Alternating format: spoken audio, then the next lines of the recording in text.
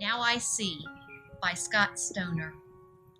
I once was lost, but now am found, was blind, but now I see. John Newton. When John Newton, author of the beloved hymn, Amazing Grace, wrote the words, I once was lost, but now am found, was blind, but now I see, he was writing about his own powerful change of direction. Like the Samaritan woman at the well, Newton's change of direction from being the captain of a slave ship to becoming an Anglican clergy person was in response to a direct encounter with God.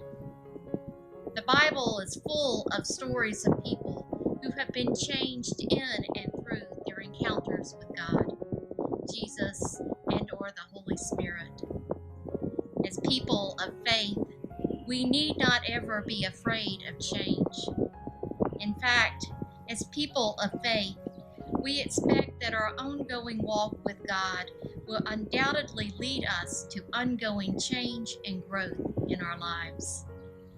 And as people of faith, we believe that God, named or unnamed, is the author of all change and growth. I once was lost, but now am found, reminds us that change in our lives often comes, not as the result of our own initiative, but as the result of God's initiative. As we have already considered, we still have the free will to respond to God's invitation to change, and therefore have an essential role in the change process. As we conclude our week of reflecting on having the courage to change direction, it is good to remember that the initial invitation to change is often an invitation from God. As you reflect back on what you have experienced this week, and as you think about significant changes you have made or are making, be sure to take time to reflect on where you find God in the midst of these changes. Making it personal. Have you ever changed direction in your life in response to a clear sign or a calling from God? Was that call clear at the time, or did it become clear later, after you were making the change? Are you aware of a change right now that God is inviting you to make? Change. Perhaps that's the last word you want to be thinking about right now. Certainly this week has been full of unexpected changes, and every day, perhaps every hour, we've felt changes in our world, in our community, and in our individual lives.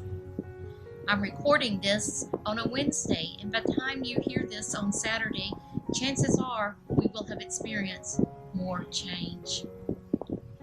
It's good to remember, as we were challenged in our devotional reading, to see where God is even in the midst of the changes.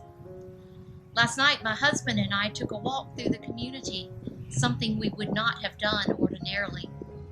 We met some new people who we would not met ordinarily, and one of them responded, perhaps now we'll meet more of our neighbors.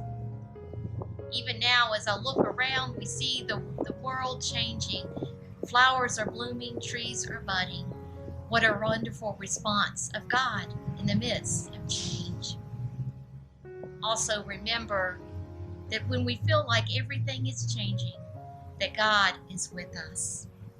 I offer you this verse from Romans as a reminder of God's changeless love. Romans 8:38. For I am convinced that neither life nor death, nor angels, nor demons, nor things present, nor things to come, neither height, nor depth, nor anything else in all creation will be able to separate us from the love of God that is in Christ Jesus. Nothing can separate us from the love of God. Remember, you are loved. God bless you.